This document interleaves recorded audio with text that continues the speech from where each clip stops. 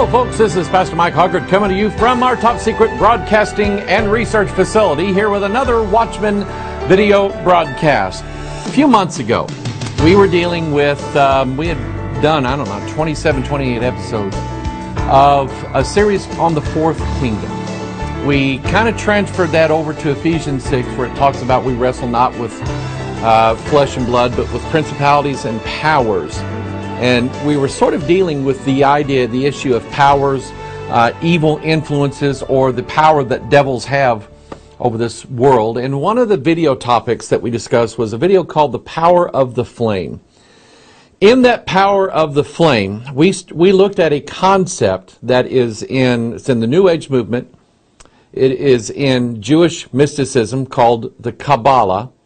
You see it in movies. Bruce Almighty was about this particular concept. And what I'm talking about is what they call the divine spark. The idea is that every human being in the world has had this little spark of the God in them, divinity. You got a little God inside of you that's just a little spark. And one of these days, with the right rituals or the right this or the right that, then that spark, all the sparks from all over the world are going to go off all at once, and there's going to be this time of flame, a flame of divinity. And I want you to think about that as we look at what we're going to look at today. We're still dealing with the singularity. We're dealing with the ideas and the concepts of that, and there is something that I found in the research, putting it together in the last few weeks. You're going to understand and realize that this Bible does, in fact, have the answers to everything that is going on in this world right now. First place we're going to look, Revelation 13. This is what I think is bringing everything about. The idea of we have a beast in Revelation 13 and we have a false prophet. Let's look at what the Bible says. Revelation 13:13. Think about that. Go read Genesis 13:13. You'll find out that it's about Sodom, and ask yourself, how did Sodom turn out? Revelation 13:13, and he doeth great wonders, so that he maketh fire come down from heaven on the earth in the sight of men. Think about that, and Sodom. Revelation 13:15, and he had power to give life unto the image of the beast, that the image of the beast should both speak and cause that as many as would not worship the image of the beast should be killed. So two ideas that we have been looking at, we're going to look at it further. Is one, he brings fire down from heaven. Remember, think of the divine spark that they say is in everybody. What it actually is, it's a little piece of the Antichrist. Paul called it in Romans 7, no good thing that dwelleth in his flesh. So we're going to look at that divine spark. Think of technology, robots who are transformed. You get where I'm going? Hang on a second. We're going to look at this fire, this spark of divinity, and the fact that mankind is building an image of something that at some point is going to be a God. It's going to have life in itself. It's going to be self-aware. It is artificial intelligence. It is going to have the ability to speak on its own. This is where we've been studying. We've been kind of looking at this artificial intelligence idea for a while, and the idea that computers will be gods. We're kind of in the phase where we're going to transfer this idea where the artificial intelligence systems become man's God, but then there is going to be the merger of man and this God. So let's kind of look at it with that in mind. I blew it a while ago. I mentioned the Allspark. The Transformers movies. Transformers actually goes back to the 80s. There was a series of cartoons, and I don't think they got nearly as esoteric in their teachings and their doctrine as they have been with the movies. Now, I've not seen all of the movies. I've seen one of them all the way through. Number one, for me, they're too long. Number two, the camera shots there, you have 5-second camera shots and the camera is moving constantly. It's just kind of hard for me to watch that.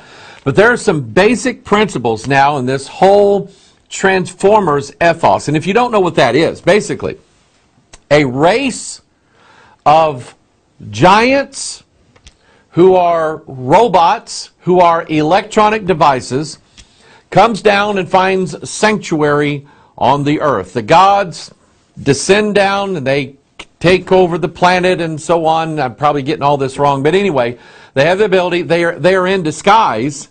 That was the original concept of the cartoon. Here's this car going around, and all of a sudden, flips and turns into this robot. Okay, this giant 18-wheel semi-tractor trailer truck going down the highway, and all of a sudden, and it turns into this big giant robot. Okay. Anyway, there is a whole. They have developed this whole mythology about these Transformers. These Transformers, they themselves have a god. The god's name is Primus. Primus means primary or the one, the singular. He is the god of the Transformers. I don't know the whole story, but something happened with Primus. And there are fragments of Primus that exist in all of the Transformers. Does it sound familiar so far? Every transforming robot has the little piece of Primus inside them. That is their soul, that is their heart, that's who they belong to, and so on. Same idea, same concept. Then we're introduced to this thing that, I don't know, everybody's fighting over. It's called the Allspark. I remember a friend of mine, friend of our ministry, asked me several years ago, when the first Transformer movie, you think that Allspark, you think that's like the divine spark? Absolutely. I absolutely do. So the Allspark is this magic cube. Think about it. A cube has, Manly Hall, Fat Albert Pike and others talk about the symbolism of the cube. Symbolism of the cube is that it has 6 sides. It's the number 6. And when you unfold the cube, it turns into a cross. Okay? Think about it. But anyway, so here we have the Allspark. It is what gives life to all the Transformers. It has the power to make anything that's electric or an electrically powered device. It has the power to turn that into a living creature, a living transformer. This Allspark, think about it, has the ability to give a lifeless electronic device life. That's what it does. Okay? So if you have a toaster, the toaster only does one thing. It toasts bread. That's what it does. And yet, if it's touched by the Allspark, the toaster not only can toast bread now, but it can beat you at Monopoly. That's the idea. So this Allspark has the ability to take something that's lifeless, an electronic device that has no life. It doesn't have any personality. It doesn't have any sentience. It has no conscience. It doesn't have any self-awareness. Can't talk. Now the Allspark comes in contact with it. Now it gives life. So think about giving life to the image of the beast and causing it to be able to speak. That's what the Allspark has the ability to do. The shape of the Allspark, again, it's a cube. I remembered this. Those who practice Jewish Kabbalah. Kabbalah is, I keep explaining this, but Kabbalah is not the religion of the Old Testament. Has nothing to do with it. Oh, they used Old Testament terms like Moses and the law and Abraham and all of these things. But the Kabbalah itself is mystic witchcraft that the Jews inherited from the Babylonians, the Sumerians, the Canaanites, the Hittites, the Perizzites. Everybody that God told Israel, don't learn the religion, they learned their religion, and they adapted their religion into the terminology of what they are supposed to see in the Old Testament. They have Jehovah, whom they call Yahweh, and supposedly Shekinah. Remember her? She's the consort of God. And when Yahweh and Shekinah join together, then a full flame of divinity comes out. The glory of God comes out. You see that? You understand the concepts here? Because several times in the Old Testament, God said that Israel quit following after God and went following after Baal and Ashtaroth. Guess who that is? That is the Yahweh and Shekinah that the Jews say that they, have as their reference right now. That's what's in the Sephiroth, the tree of life. Baal and Ashtaroth coming together, flames coming out, and a spark of divinity turning someone into Godhead. Look at this Jewish Kabbalah practitioner. We call them the Hasidic Jews. He is wearing the Allspark as a mark on his forehead. That's what he's doing. Now, this is loosely based upon the book of Deuteronomy, where God was talking about His Word. He said, God, you shall bind them as a sign upon thine hand, and they shall be as frontlets between thine eyes. And here's what I think. I think the real Word of God, which is the saving grace of God, it's His Word, it's our shield, it's our faith, it's our salvation, it's what protects us from everything. I think as long as those are present, as frontlets between our eyes and a sign upon our hand, that is a testimony of God's grace and God's Word dwelling in our life. Flip it around. Now you have the Allspark, the divine spark, the lost word of Freemasonry that Dan Brown wrote about in The Lost Symbol. It's the anti-Bible, the anti-Word, the anti-Christ, marking people on their right hand or on their forehead. And what you see this man wear, that's not a sign of the mark of God. It's a sign of the mark of the beast, the cube, the the Kabbalists. Here's this book, Living in Divine Space, Kabbalah and Meditation, and you see the picture of a cube there. The Kabbalists are the ones who believe, in fact, they're the ones who really came up with this divine spark thing. They had this idea of the original Adam, which was not the Adam of the book of Genesis, was an entity referred to as Adam Kadmon. He was God's mediator between God and this temporal world that we live in. And the Adam Kadmon, think about this, thinking about physics and the Big Bang, Adam Kadmon, and he contained the entire universe in himself, and he was this little singular point where all of the mass of the universe was all located together. But then an explosion happened, and Adam Kadmon and his fragments went shooting out all over the universe, and now there's little pieces of Adam Kadmon all over the divine spark, all over the universe and in all people. I read some things last night that there are some sects of the Kabbalah, those Jews who actually believe that the only place in the world where the real spark of the divine exists is in the 12 tribes. It does not and cannot exist anywhere else, and that elevates the Jews to them as a superior race. You think about it. Do I love the Jews? Absolutely. I love, and they are the enemies of the gospel, and I love my enemies because I know that God is going to save a remnant of them in the last days. But right now, their religion is anti-Christ at best. That's what their religion is, all right? But anyway, so that Allspark, that comes from the spark of divinity that's mentioned in the Kabbalah. Now, I mentioned this in, I think it was last week's Watchman broadcast, that artificial intelligence is now moving into the mainstream. Somebody just sent me an email today. Didn't have a chance to work it up and get it in here. But it's about artificial intelligence systems. One person sent me the idea of an artificial intelligence system in cars.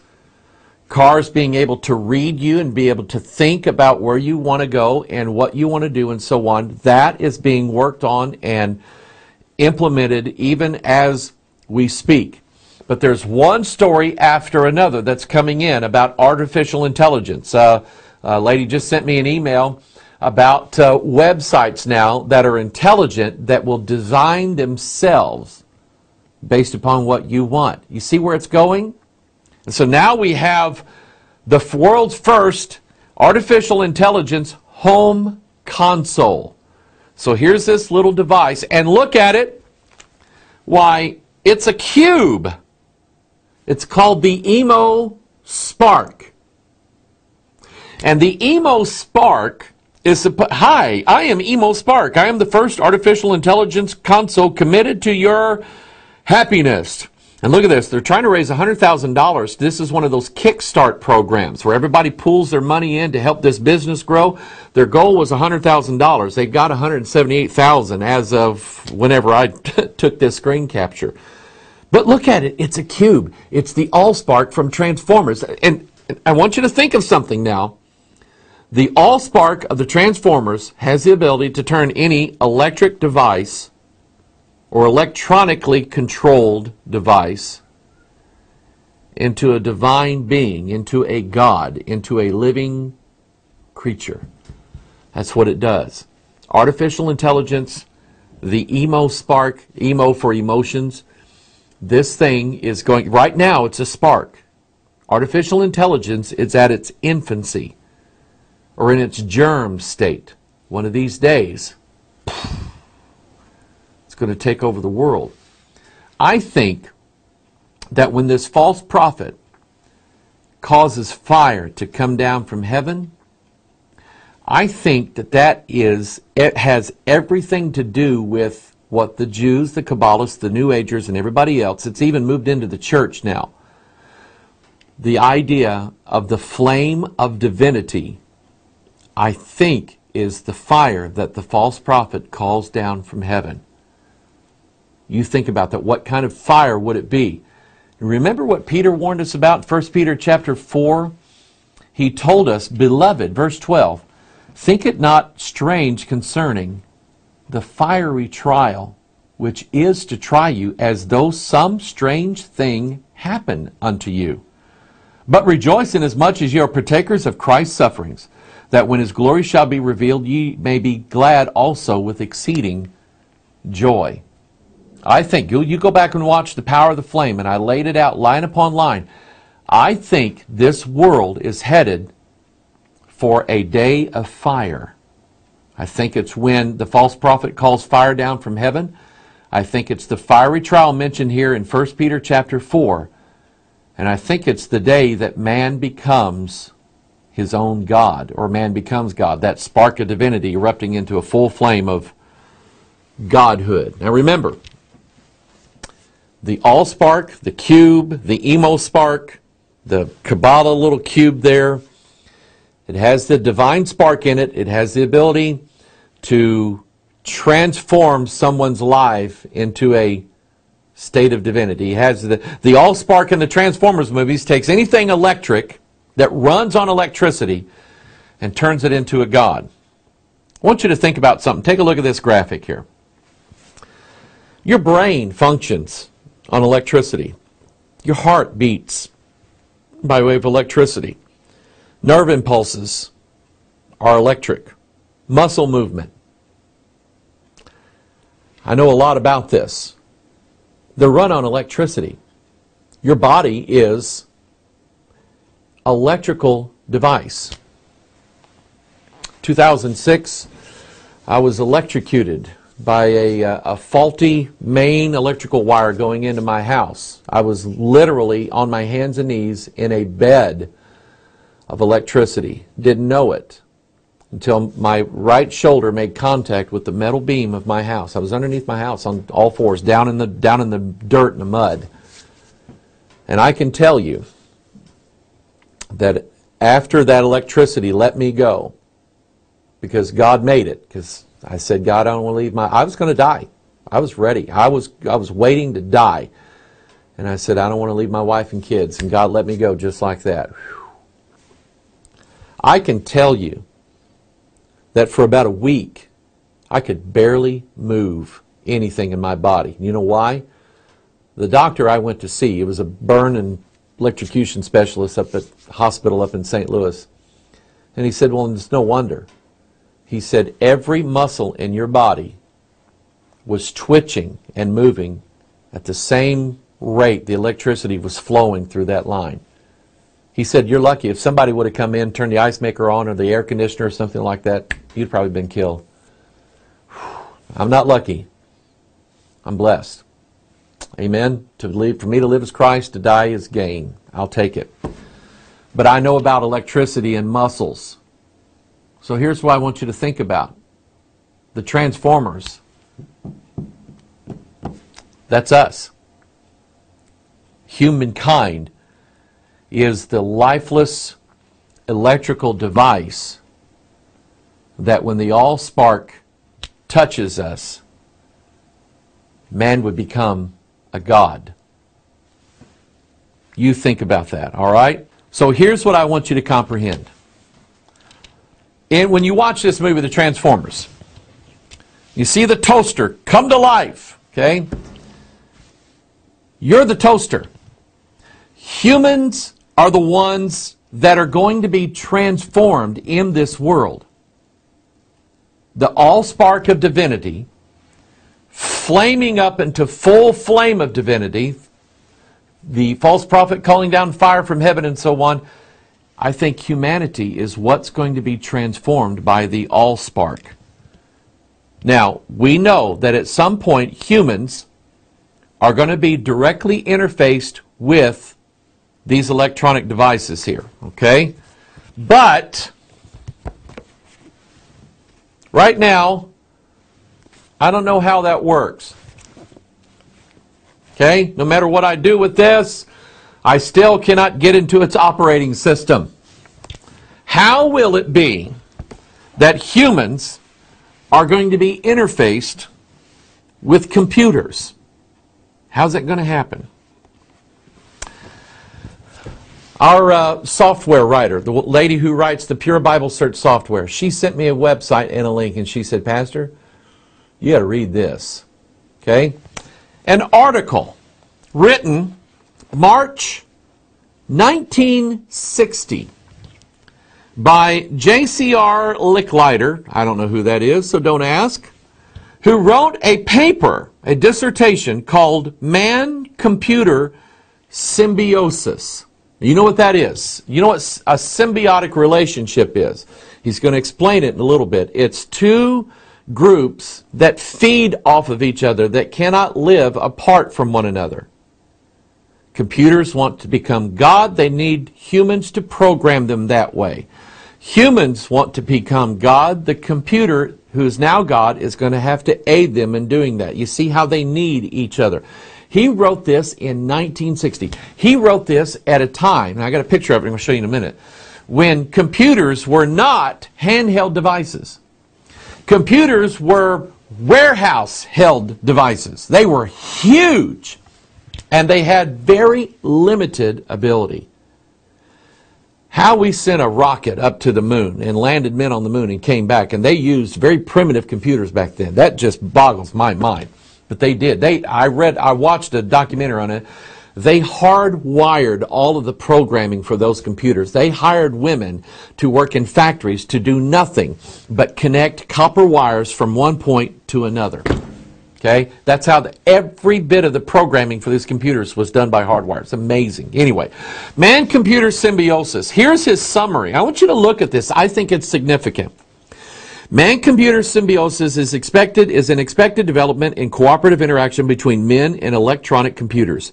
It will involve very close coupling between the human and the electronic members of the partnership. The main aims are, number one, to let computers facilitate formulative thinking as they now facilitate the solution of formulated problems, and number two, to enable men and computers to cooperate in making decisions and controlling complex situations without inflexible dependence on predetermined programs. In the anticipated symbiotic partnership, men will set the goals, formulate the hypothesis, determine the criteria, and perform the evaluations. Computing machines will do the routine work that must be done to prepare the way for insights and decisions in technical and scientific thinking. That's what he was writing about in 1960. That man and the computer was going to join together and learn to get along with one another and sing Kumbaya and say, let there be peace in the world. The answer is, my friend, is blowing in the wind. That's what he was talking about. Now, he's going to describe, 1960, he's going to describe what symbiosis is. When I saw this, jaw dropped. Wrote our software lady, Donna, an email, and I said, did you see this part? She said, yeah, that's the part I thought would get your attention. He's now going to describe a symbiotic relationship that is the model for the age at when the computers mingle with the humans. Watch it. 1960. The fig tree is pollinated only by the insect Blastophaga grosseron. The larva of the insect lives in the ovary of the fig tree, and there it gets its food. The tree and the insect are thus heavily interdependent. The tree cannot reproduce without the insect. The insect cannot eat without the tree. Together, they constitute not only a viable but a productive, thriving partnership. This cooperative living together in intimate association or even close union of two dissimilar organisms is called symbiosis. Two dissimilar organisms. How can I get my iPad stuck and hooked up to my brain? If they just run wires into my skull, that's going to hurt. And it probably won't work right. How are they going to do that? But to me, using the narrative and the symbolism of the fig tree, do you know? Yeah, the fig tree represents Israel. Hang on 1 second. Let's look at other verses in the Bible that give you an idea of what figs and fig trees represent. Hang on. Remember, the false prophet can cause fire to fall down from heaven. Angels are flaming fire ministers. Let's look at the scripture. Isaiah 34:4. And all the host of heavens are angels, shall be dissolved, and the heavens shall be rolled together as a scroll, and all their host shall, look at it, shall fall down as the leaf falleth off from the vine, and as a falling fig from the fig tree. Revelation 6:12. And I beheld when he had opened the sixth seal, and lo, there was a great earthquake, and the sun became black as sackcloth of hair, and the moon became as blood, and the stars of heaven fell unto the earth, even as a fig tree casteth her untimely figs when she is shaken of a mighty wind. Are you catching this? Fires falling down from heaven, stars, angels. The fall of the angels from heaven. Just like a fig when she's shaken of a wind, of a mighty wind. That's what they heard on the day of Pentecost, wasn't it? And the figs falling off the tree is a picture of these angels of fire falling down to the earth. And when does it happen? It happens when Jesus has the DNA book all rolled up and he begins to open that book. Then the fire fig angels fall down from the heavens. The fire comes down. That got me. So from 1960 forward, maybe even before that, mankind is developing this idea of what it would be like for humans to be connected to computers or robotics. And so I was fascinated with the concept of the $6 million man, Lee Majors, Steve Austin, astronaut, a man barely alive, part man, part machine. I was fascinated by that. And I'm going, you mean it costs $6 million to make this guy? Now in like the 21st century, we were going, you mean it only costs $6 million to do that? By the way, I heard that there's going to be a remake, and they're going to call it the $6 billion man. The number 6, I think it's important there. Go read Genesis 6, and I think you'll find out why. So here, watch this now. Jesus is unrolling the DNA book. He's broken the seals, the 6th seal, And now the stars are falling down from heaven, the host of heaven, fourth kingdom. They shall mingle themselves with the seed of men. How is it that we can connect computer electronics with human beings? Here's an article. They're showing you how right now. Hoggard cracks DNA storage, crams 700 terabytes of data into a single gram. 700 terabytes. This iPad has 64 gigabytes in it. Okay, that's the most that I could get. That's how much data, information, whether it's books or movies or music or whatever it is, PDFs or whatever. 64 gigabytes, 64,000 megabytes is what it is, all right? A 700 terabyte, it takes 1,000 gigabytes to make 1 terabyte. You're talking about 700 terabytes of information. Some of the hard drives that are coming out now are 1 and 2 terabytes. Think of 700 hard drives all plugged into one computer. It would take a lot of room and a lot of space to plug in 700 hard drives. A lot of corporations do things like this. We know the government is 700 terabytes of information held in a single gram of DNA. Now they're figuring out how to use DNA not only as a computer storage device, but as a mini computer. Here's a way that it works. I don't know if you can make sense out of all this, but it basically uses the 4 base pairs of DNA. Remember we were talking about the bits of a computer, the switches on and off and so on, zeros and ones. They're able to use the companionship of adenine, guanine, cytosine, and thymine to use them as binary switches. Let's say adenine and thymine here would mean the 0, guanine and cytosine here would mean 1, and that's how they're going to follow the trail. That's how they use it for storage. Then the computer, the main computer, reads the bits that are encoded into the DNA, which is basically a book. Okay, that's basically what DNA is. So they're taking DNA, they're stripping it down so that it doesn't say anything, and they're loading it back up with zeros and ones. That's what they're doing. My mind is just doing this research into the singularity. My mind literally has become overwhelmed with the amount of information that is just being flooded in right now with the breakthroughs that they're making.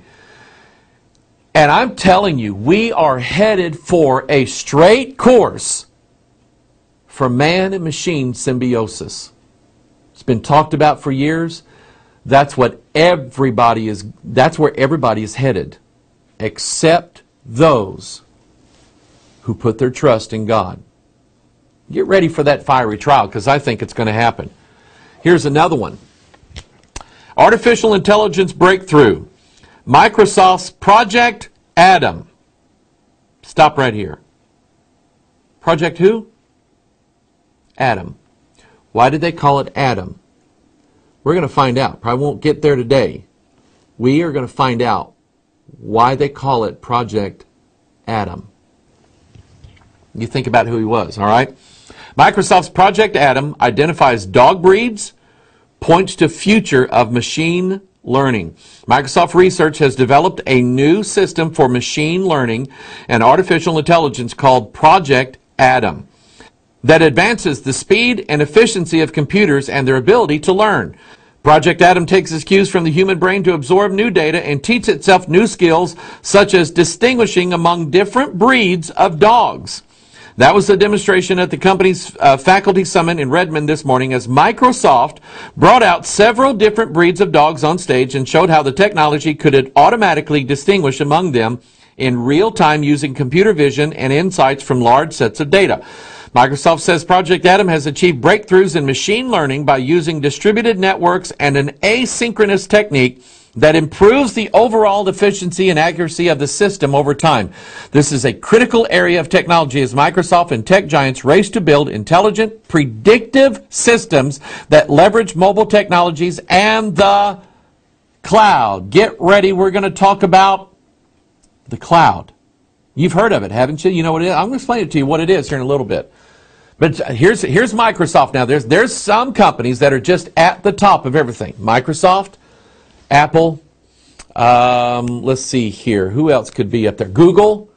They're right up there at the top. Those are the companies right now that are working and thrusting forward this artificial intelligence design, and at the same time figuring out how, once we get these computers smart, how to mingle them with our own seed into our own DNA so that man and his offspring is a fusion of the two.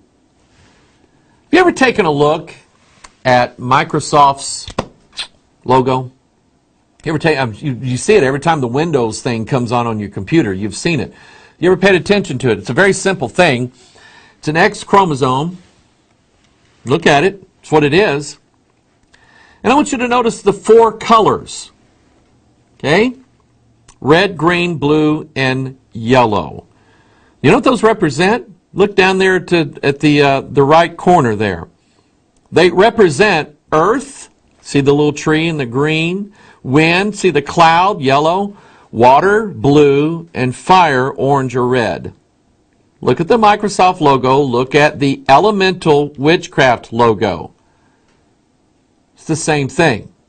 The elements, earth, wind, fire, and water. We dealt with that in the power of witchcraft, where we talk about witchcraft and what they base their witchcraft on. It's based upon the 4 elements, which I think are part of the 4th kingdom in the book of Daniel, and they also relate to 4 other things that we're going to look at, maybe today, maybe a little bit later on.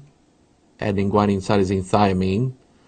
That's what they represent, and it makes sense. When you look at the Microsoft logo, you see the cross there, you see the X chromosome, and you see the 4 parts to it, the 4 elementals, witches use the forces that they believe are in the elements to do their magic. But here's the thing. Elemental witchcraft says that these 4 elements, when combined together, give rise to the 5th element. You know who that is? It's the symbol of the pentagram. It's the Antichrist. Okay? That's that divine spark. Oh, looky here. Ambitious Google drive to put human genome online gathers steam. Look at Google's 4 colors. Blue, water, green, earth, yellow, air, red, fire.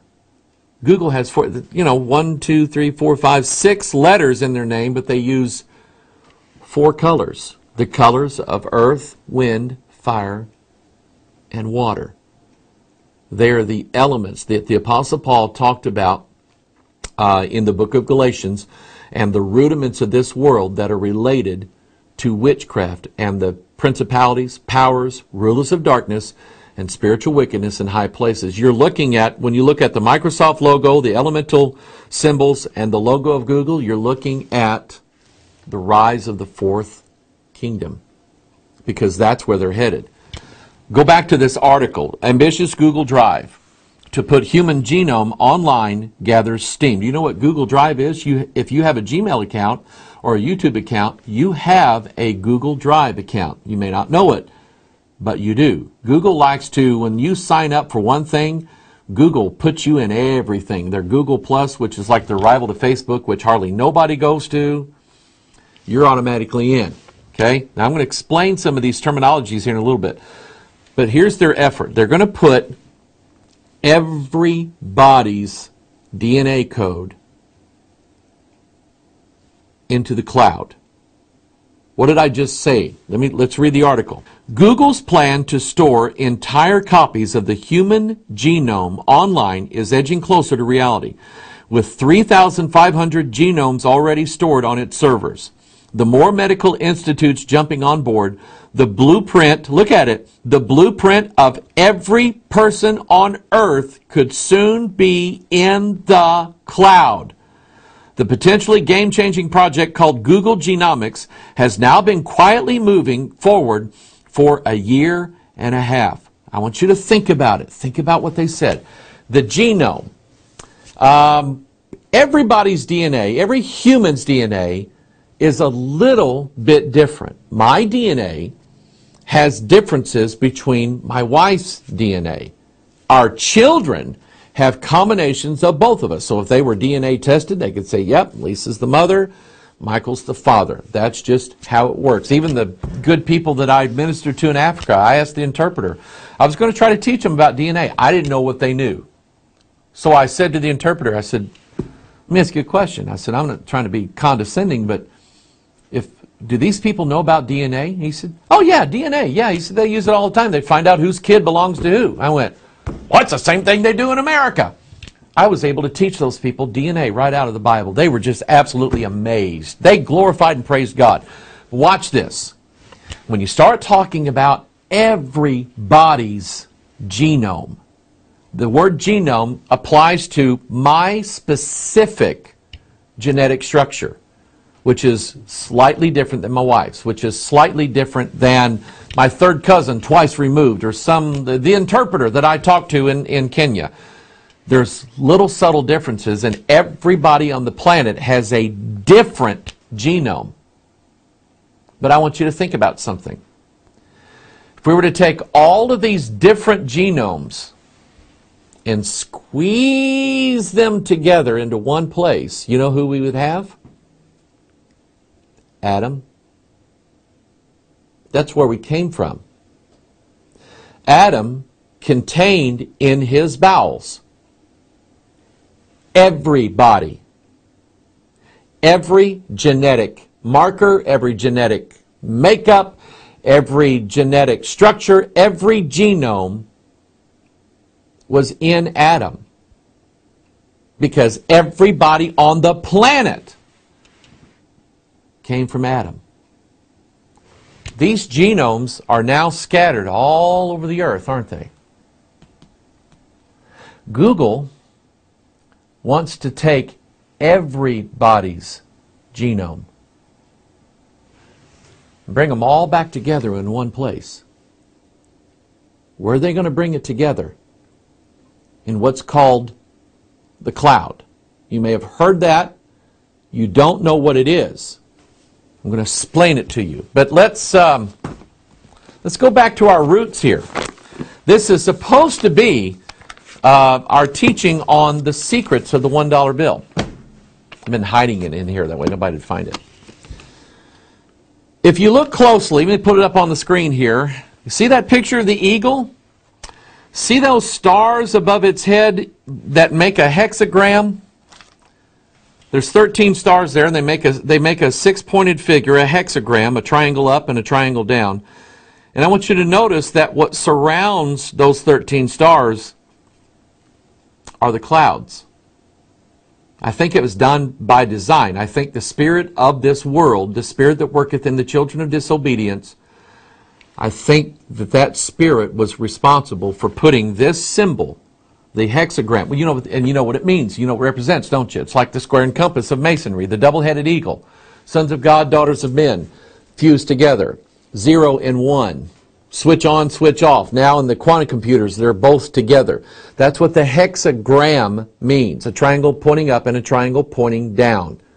So it means this kingdom mingled together with this kingdom in the cloud. You say, well, that's kind of a stretch. You hang on a second. Let me show you some more. Remember this picture? This is called the apotheosis of George Washington. Apotheosis simply means we turned him into a god. This is in the Capitol building. If you've seen the dome shape of the U.S. Capitol in Washington, D.C., you've only seen part of it. If you go into the Capitol building itself, it was done this way by design. It was designed, and it was supposed to be that George Washington was supposed to be buried in a chamber under the ground directly underneath the Capitol Rotunda. So you have a level underground where George Washington's body was supposed to be. Then you have a level that is at ground level, and every president that dies, their coffin gets to go in that circle for a while. It's always in the Capitol Rotunda. Remember when Ronald Reagan died. Remember when JFK died. When these presidents die, they take their body and they put it in the ground floor there of the Rotunda. The concept, and overhead, the inside of the Capitol Dome, is this picture right here of the first president who became a god, ascended to godhood. So the idea is he was in the lower part, he came to the level with humans, and he ascended up into the clouds. Because look at it. There's a close-up here. Here's Washington and all of those 13 goddesses that surround him. And the rainbow, you see the rainbow? Stop right here. Stop right here. Revelation 10, are you ready? Because whatever we see God, we see the opposite in Lucifer and the Antichrist. Revelation 10, I saw another mighty angel come down from heaven, clothed with a cloud, George Washington, and a rainbow was upon his head. This one's at his feet, George Washington. It's a mockery of the coming of the mighty angel, Revelation 10. I think that's Jesus. You can disagree if you want, but that is a mockery of that. Okay? So here we have George Washington, the man who became God. He's in the clouds. He's got the 13 mystery Babylons surrounding him, supposed to be representative of the 13 states. The 13 stars, see these goddesses here have stars over their heads. They represent the heavenly luminaries, the host of heaven, the angels that are up in the sky, that one of these days are going to fall when the fire comes down, when the figs drop. Okay? Here's what Manly Hall said about the symbolism of the clouds and the deity. Artists attempting to portray divinity often show only a hand emerging from an impenetrable cloud. The cloud signifies the unknowable divinity concealed from man by human limitation. The hand signifies the divine activity, the only part of God which is cognizable to the lower senses, or really the only part of God that we can understand. Now I want to go back to this picture of George Washington and all these women surrounding him. Here we have the God, and he's surrounded by these female consorts. Remember in the Kabbalah, with the divine spark, you have the two pillars on the outside and you have the third one in the middle. We talked about it last week and what it represented. This pillar represents Yahweh. This pillar supposedly represents Shekinah, male and female, sons of God, daughters of men. In case you say, well, yeah, Shekinah, that's the glory of God. And, that's the glory of God in the tabernacle. Where's say that? That's in the Bible. Really? Show it to me. Show me the word Shekinah in a King James Bible, in the New Living Testament, in the book, the NIV, the RSV, the Message, the New King James. Show it to me. It's not there. Well, the Hebrew. It's not in the Hebrew either. It's not in the Bible. The masculine form is Shekan, means presence, but not Shekinah. That's female. You know where it came from? It came from the Zohar. Came from the writings of the mystic rabbis who got their doctrine from Baal and Ashtaroth and instead called it Yahweh and Shekinah. But really what it is Baal and Ashtaroth. And they're in the Washington and his Shekinahs, they're in the clouds. Here's another picture of a God and his Shekinah, his consort, in the clouds. Remember this picture? Michelangelo in the Sistine Chapel in the Vatican. This is supposedly God giving life to Adam. Read your Bible, people. It didn't happen that way. God didn't go, Adam, touch me. Touch me. Okay? Listen, it's already wintertime around here. This is November, and we've had one of the coldest spells in the month of November for the state of Missouri since the 70s. And already people are walking around, and every time you touch something, I don't like that.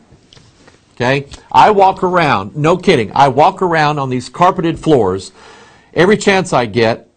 I don't know if you know this.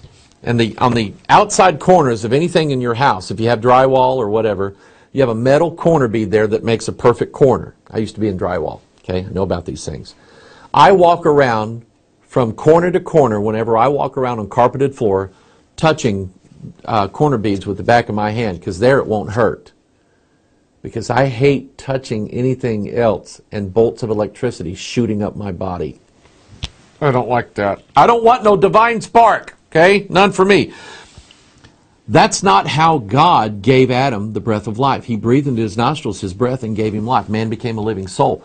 Here Michelangelo is saying, no, he's got a divine spark on his. He's been rubbing a balloon on his head, and he took his sweater off real fast, and now he's got the divine spark in his finger. Or, if you take a really good look at that picture, you see God's right hand fixing to touch Adam. Look where God's left hand is.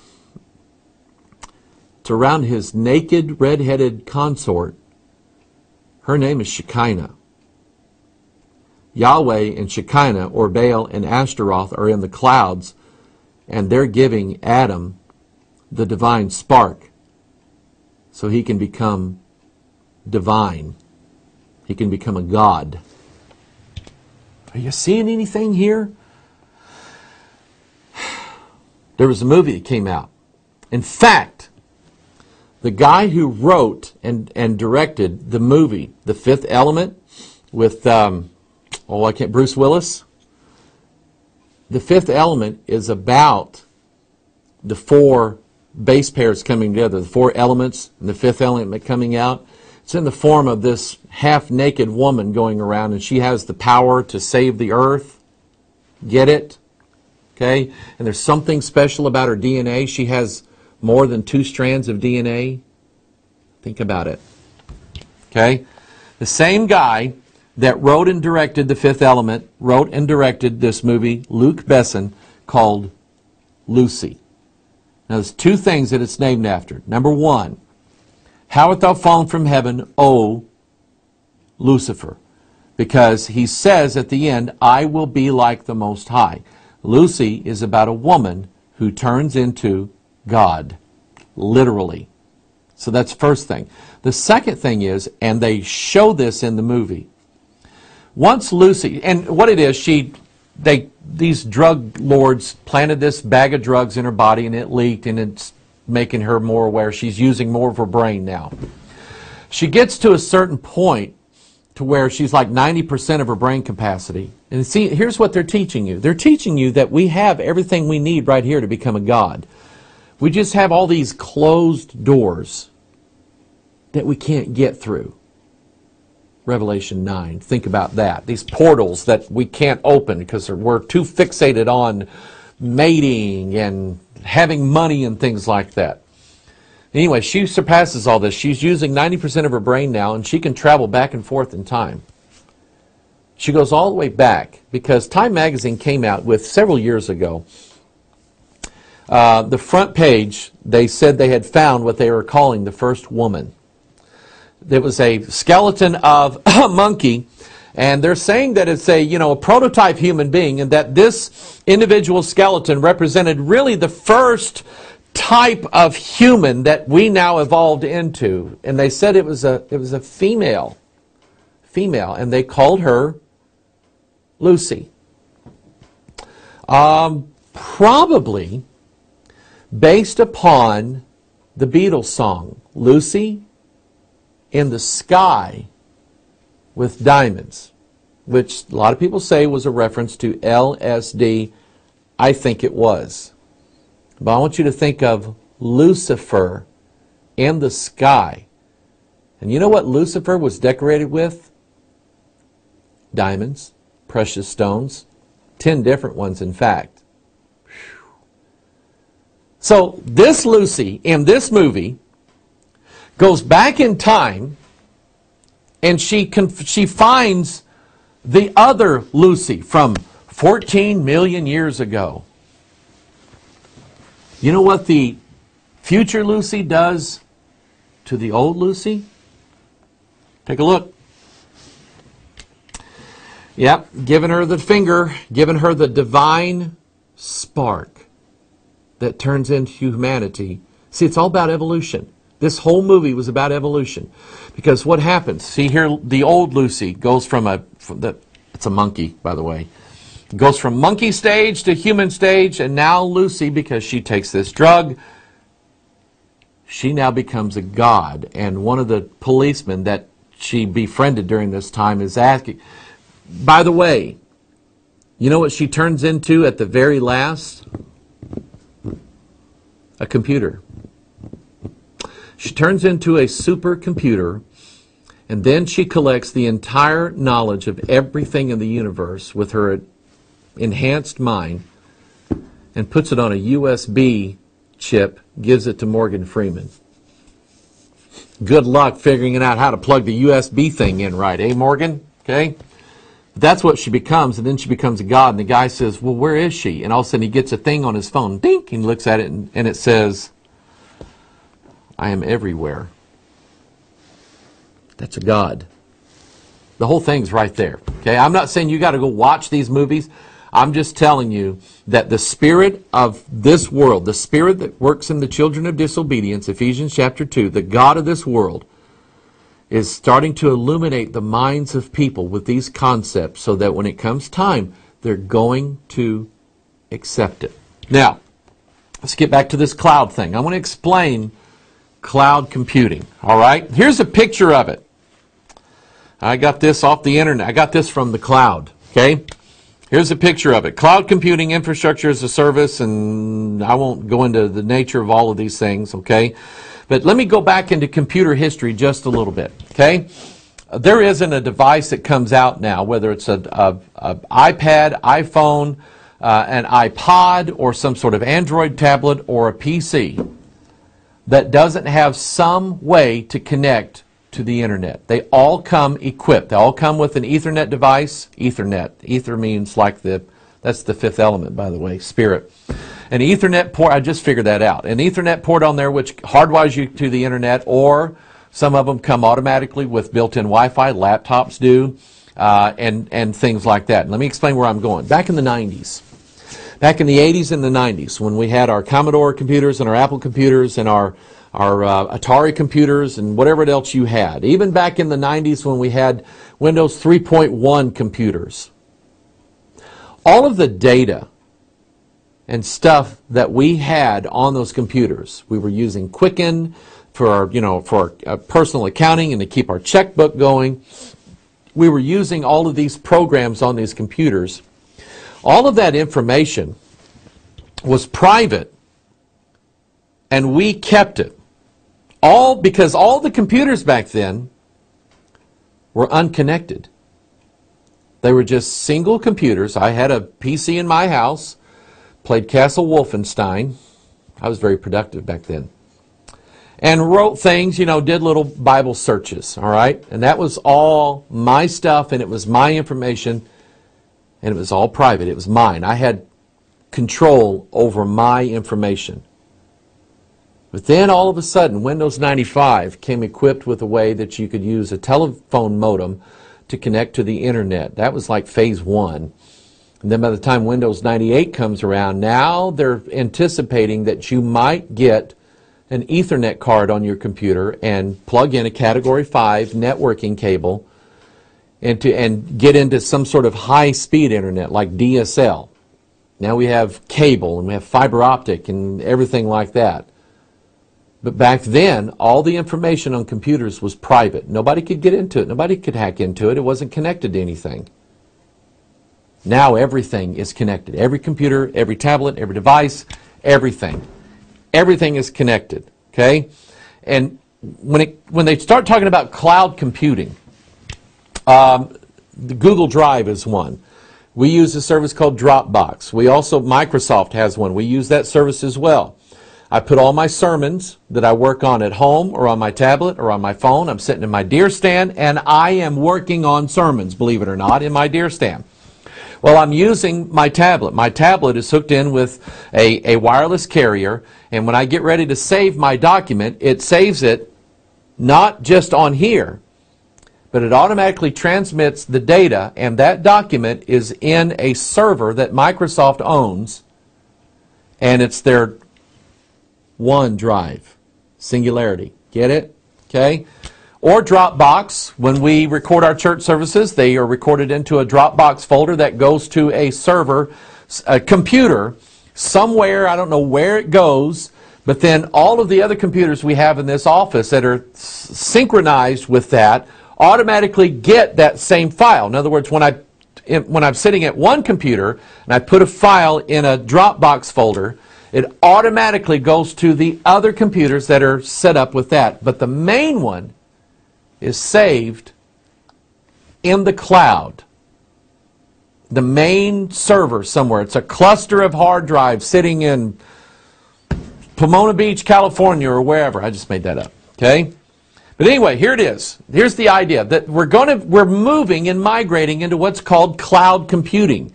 In other words, instead of everything being done on our local computers, the ones that are right in front of us, now not just the information and documents that you have, or videos or photos, my phone, my iPad automatically, if I take a picture, automatically sends that to my cloud account, whichever one I set it up to. And there they are, right there. If my computer crashes, I have all my stuff, all my PowerPoints, all my notes, everything. I already have it saved and backed up in the cloud. It's a convenience that we're learning how to use. But it's going beyond that, because Google says, why don't we just have our programs on our computer, and instead of you installing all of these programs on your computer, why don't you just use a web browser and tap into our software programs on our computers? Google Documents. You can do word processing, you can do spreadsheets, you can do presentation things on Google Documents, and they don't download anything on your computer. Everything is done in the cloud. So I want you to get this concept. It's the principle that all information, all knowledge of everything is going to be stored in the clouds. And when you want, let me go back to this picture here, cloud computing. When you want a piece of that information, the cloud will then send you down little drops of information to your computer. Instead of you getting the whole thing, you only need one document. So it'll send you down one document. Just like little raindrops. CERN. CERN, the Large Hadron Collider, they smash particles together, billions of them, and there is, I don't know how many terabytes of data that has to be sifted through from this one CERN thing there in Europe. Guess how they do it?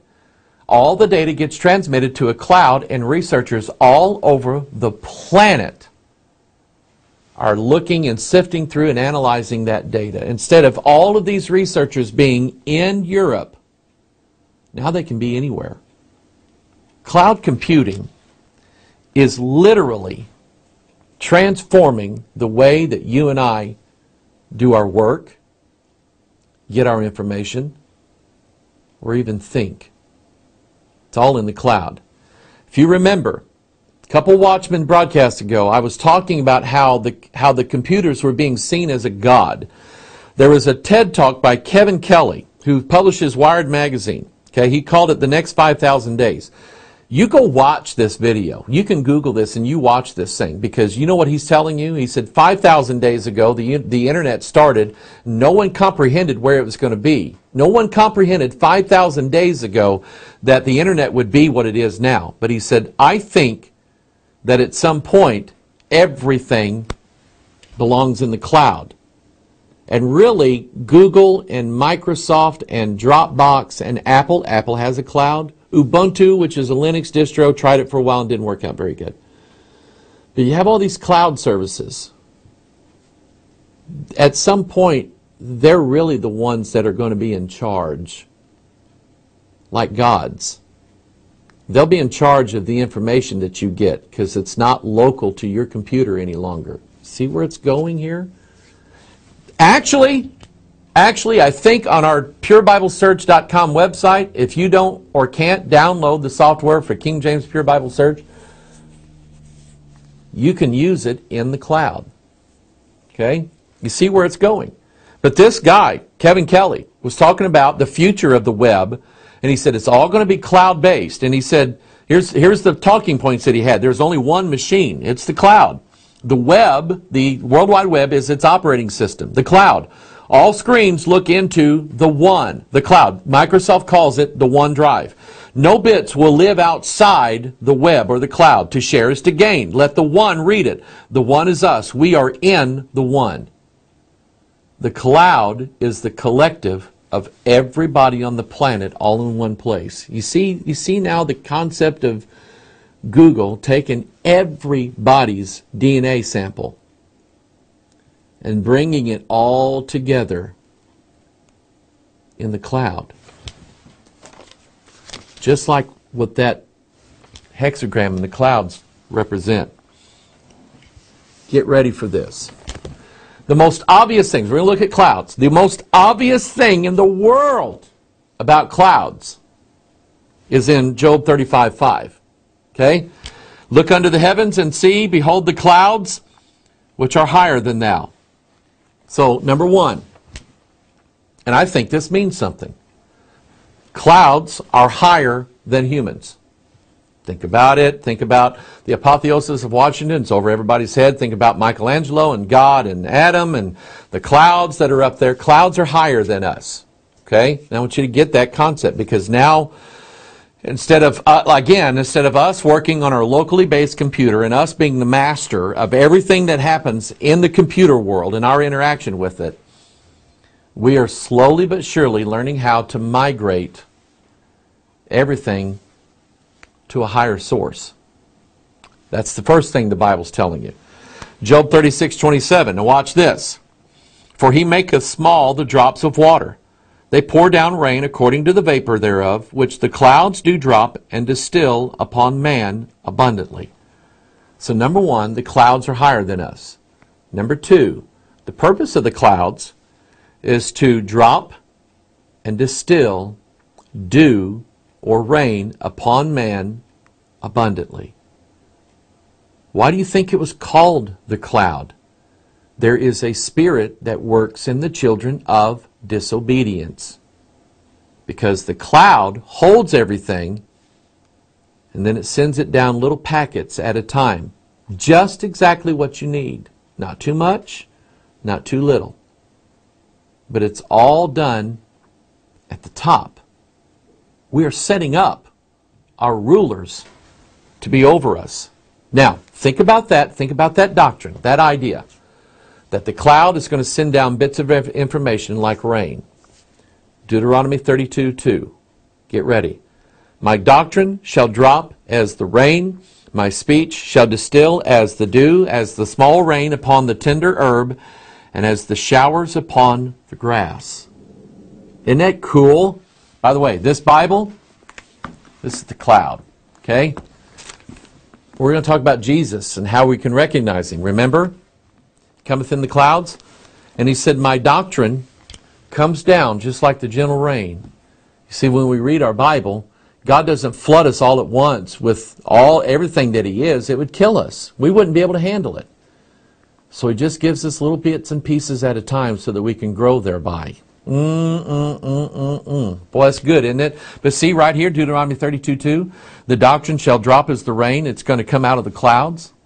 It's precisely the concept that cloud computing is. They're going to hold all the data, all the information, all the software. You're just going to use it. Google even has, if you use Chrome browser, you can get apps, tiny little applications like you can on your iPad or your iPhone or your Android tablet. The only thing is they never install the applications on your local computer. It's all in the web. It's all in the cloud. Every bit of it. Get ready. Here's some more. What's in the cloud? You remember what's in the cloud? There's a cloud. And we go, okay, what's in the cloud here? Well, here it's a hexagram. What is, well, let's just read it. Genesis chapter 9.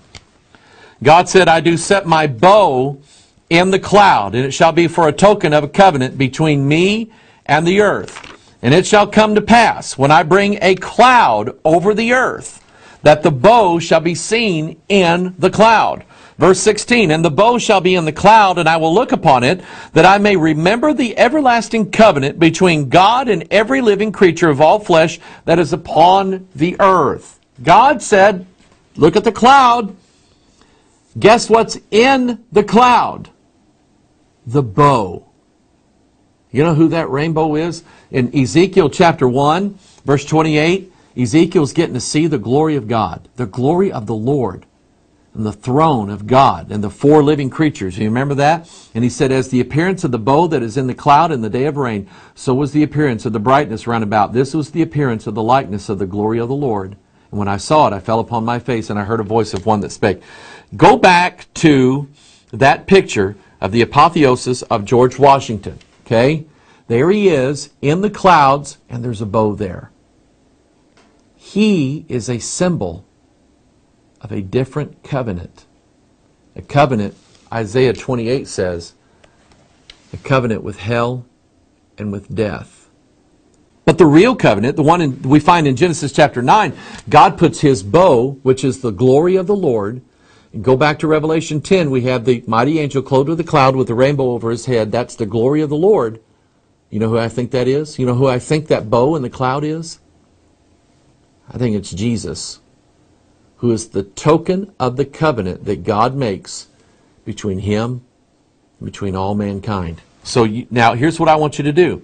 I want you to take that concept now, and I want you to reverse it. Think about this. Think about who this represents. Think about what's in the cloud in the $1 bill, the hexagram, the fusion of the opposites. Are you getting that? Okay. Here we have Jesus in the cloud. We have some other entity in a different kind of cloud. By the way, I love this. This is one of my favorite ones. Turn to the 66th chapter of the Bible. Okay, Isaiah, you know it has 66 chapters. It's like a little mini Bible. Your Bible has 66 books in it. So if you turn to the 66th chapter, you're going to see something. Genesis has 50 chapters. So 50 plus 10 would be Exodus 10, plus 6 would be Exodus 16. Guess what you're going to see? Exodus 16:10. It came to pass as Aaron spake unto the whole congregation of the children of Israel that they looked toward the wilderness, and behold, the glory of the Lord appeared in the cloud. What did they see? Ezekiel said it was a rainbow. The glory of the Lord appeared in the cloud. That is so sweet. That is so, I love this. And by the way, you know what God gave them in the 66th chapter of the Bible? You know what He gave Israel for the first time ever? Manna, bread from heaven. Jesus said, I'm the bread. This is the man shall not live by bread alone, but by every word. Oh, I love this. It's so in order. It's so right, people. This book is so right. It's got the answers to everything. I was asked about cloud computing 2 years ago. And I'm just starting to know what it was then. I'm starting to use Dropbox. And I'm going, boy, I don't know. When I started looking at it, started looking at the Bible and got the concept, you just hang on a second. Remember, they want to put everybody's genome where? In the cloud. They shall mingle themselves with the seed of men. Where? Matthew 24:29. Immediately after the tribulation of those days shall the sun be darkened, and the moon shall not give her light, and the stars shall fall from heaven. Stop right here. When the stars fall from heaven, that's the sixth seal opening up, and the stars are falling from heaven like a fig tree casting her untimely figs when she's shaken of a mighty wind. Then shall appear the sign of the Son of Man in heaven, and then shall all the tribes of the earth mourn, and they shall see the Son of Man coming in the clouds of heaven with power and great glory. Then remember, the glory of the Lord was seen in the cloud in the 66th chapter of the Bible, and it was Jesus Christ. He's in the clouds. I love this. By the way, I didn't have this in my notes, and I got to. If you have not seen this, I got to show you this. Do you remember? And what we're talking about is the sign of Christ coming is that He's coming in the clouds. He's coming in the clouds. He's in the clouds. Revelation 10, He's clothed with a cloud. I want you to think about that. So the clouds are the picture of Christ at His coming. He's going to appear in the clouds. When Jesus came the first time, do you remember what Mary did with Him? Okay? Was there any clouds on that day? Was there? No. But what did Mary do with Jesus? She brought forth her firstborn son and wrapped him in swaddling clothes and laid him in a manger. You know, there's only one other place in the whole Bible. Actually, there's two, but there's the most significant one here is in the book of Job. And I think it's in Job, 38. Here it is, right here. It actually tells you that the swaddling clothes that Mary put on Jesus were clouds. Chapter 38 of Job, verse 9, when I made the cloud the garment thereof, and thick darkness a swaddling band for it. Jesus, when He came the first time, was clothed with the clouds. When He comes the second time, He's going to be clothed with the clouds. Acts chapter 1, verse 9. And when they had spoken these things, while they beheld, He was taken up, and a cloud received Him out of their sight.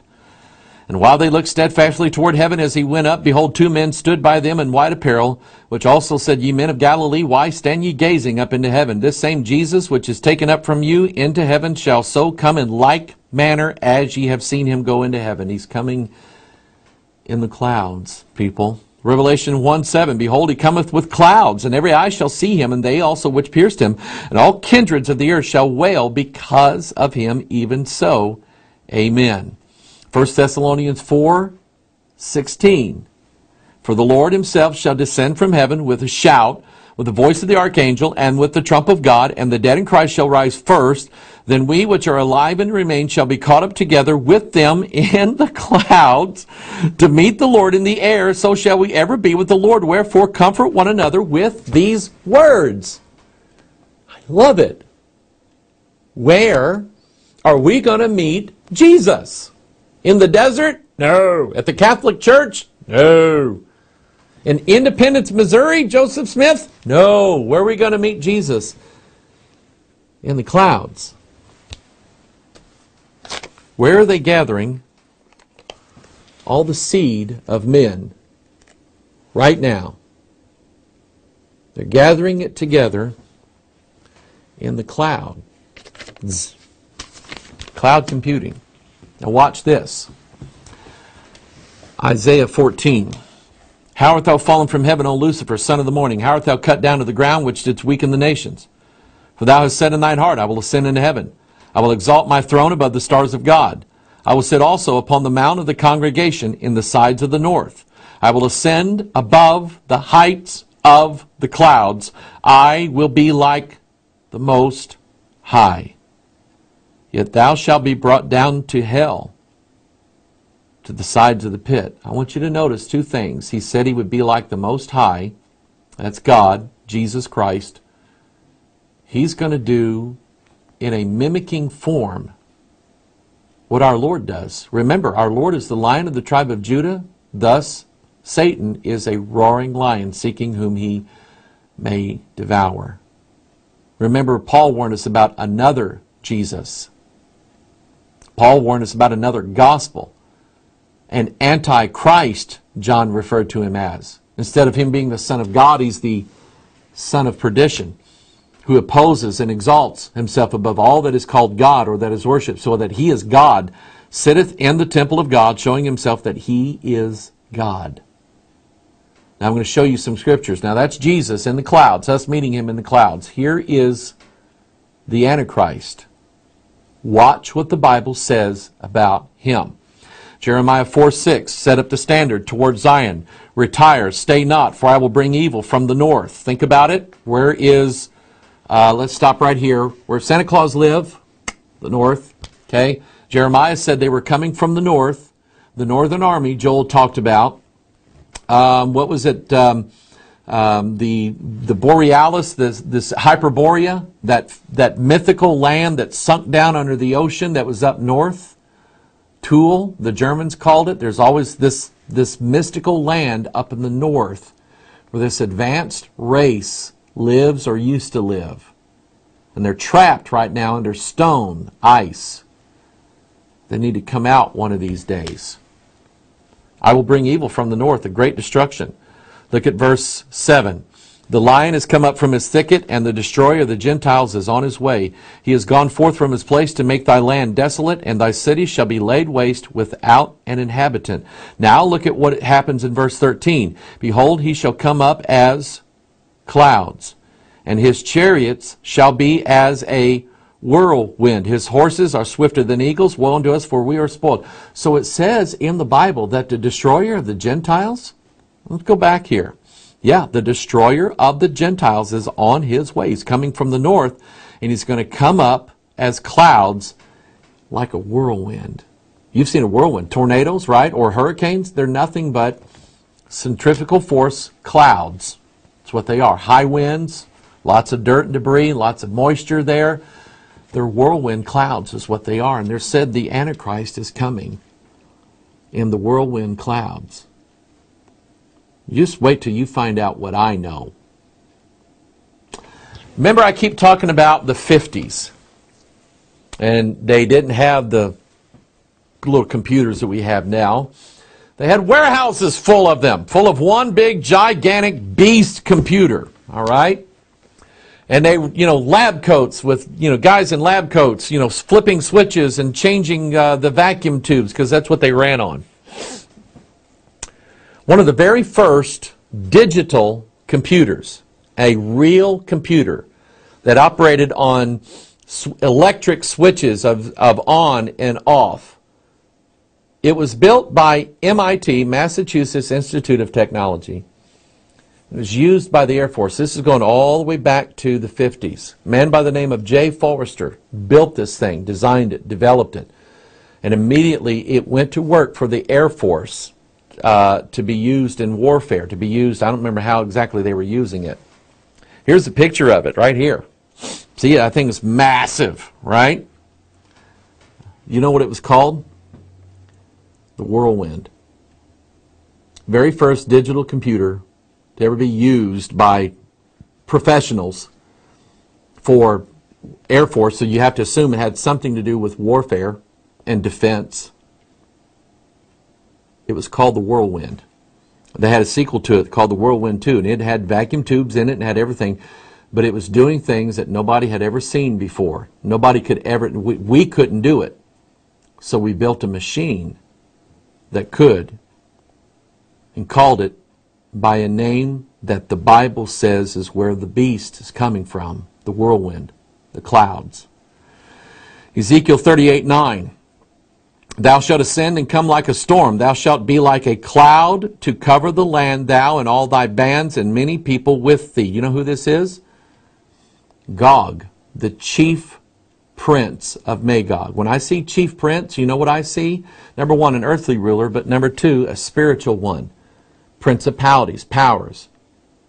Gog, the chief prince. I think Gog is a spirit. And he's going to cover the land like a what? A cloud. Ezekiel 38:16, and thou shalt come up against my people of Israel as a cloud to cover the land. It shall be in the latter days, and I will bring thee against my land, that the heathen may know me, when I shall be sanctified in thee, O Gog, before their eyes. Proverbs 25:14. Look at this. Whoso boasteth himself of a false gift is like clouds and wind without rain. Stop right here. Boasting of a false gift. Number one, salvation is a gift. The false prophet, I believe, is promising everyone immortality just like the dragon did, or the serpent, in Genesis chapter 3. I think the false prophet is going to offer everybody a false gift of immortality. It's not going to work. Oh, it will for a little while, say 5 months, but it won't last. I'll show you where I get that in a little bit. Number one, boasting of a false gift. Number two, you have evangelists, TV preachers, local pastors. They're all bragging about how they have the gifts. Oh, we speak in tongues. Oh, we're prophesying things that God never said in the Bible. Oh, we're getting this, dreams and visions. Oh, I'm seeing, oh, God's showing me something going on in your life. They're boasting of false gifts. You know why they're false? Because they didn't come from here. They come from some kind of nonsense over here. But they didn't come from here. You know what it says? Whoso boasteth himself of a false gift is like clouds and wind without rain. 2 Peter and Jude both talk about the false prophets of the last days. You know what Peter said? These are wells without water, clouds that are carried with a tempest, to whom the mist of darkness is reserved forever. Jude also said they were clouds without water. There's nothing in them.